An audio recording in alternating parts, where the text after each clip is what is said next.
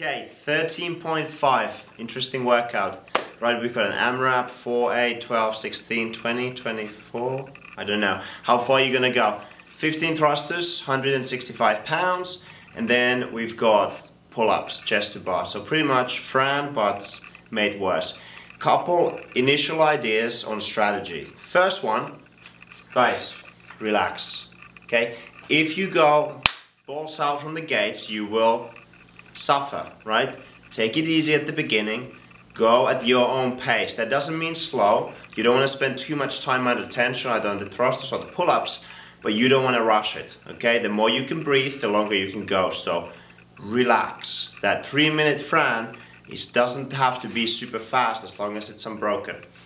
Now, hips. Guys, you need to use your hips on this, both on the thrusters and on the pull-ups. The small muscle groups will burn out first, the big muscle groups will keep going. So hips on the butterfly pull-up if you can do it, and definitely hips on the thrusters so you extend before you press. You don't want to start pressing too early.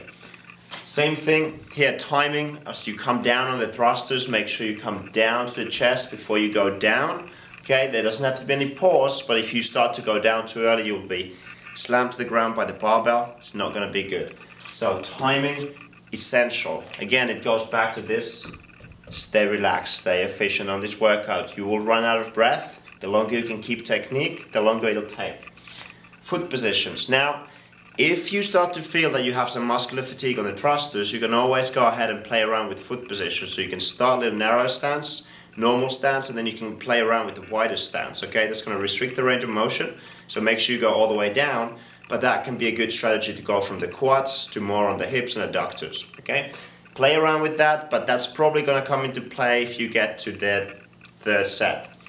Now, butterfly. If you can't butterfly the chest to bar, it's going to be extremely difficult to get to the 12s. Okay, I get that most people are not going to go there, but if you want to get to 12s, you need to know how to butterfly the chest to bars. And I'm sure Carl is going to post some ideas on there. Practice. Practice before you go. You saw Camille, how well she did. Butterflies, right? That was the thing. Everyone else started to burn out on the butterfly pretty fast, and you saw the results. And then don't go to failure. If you go all the way to failure, you will not recover. It's too fast. Okay, so if you have to drop the bar, but set yourself sets. Maybe it's sets of 3, sets of 5. Do not let yourself put the bar down before that, but put the bar down afterwards, have that short rest, and then go. Finally, little piece of mental strategy, because this is gonna mess up with your head. This comes from golf, so idea here comes from Pia Nielsen, and we got 2 boxes. We got think box and play box. Okay, thinking is when you're afraid to go on that bar. Okay, play is when you're actually going to do the thrusters, because that's the one that's going to scare you out. Thinking is whenever you go and you feel like, oh, I don't want to go, I don't want to go. This is 5 seconds tops. Okay, give yourself 5 seconds, go through that fear.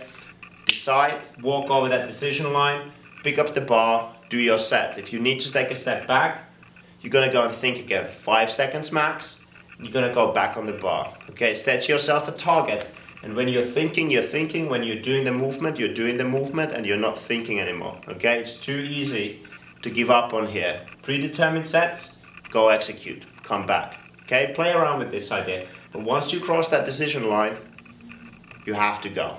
Okay, so some preliminary ideas, see how it goes, good luck. I want to see somebody get to 16s.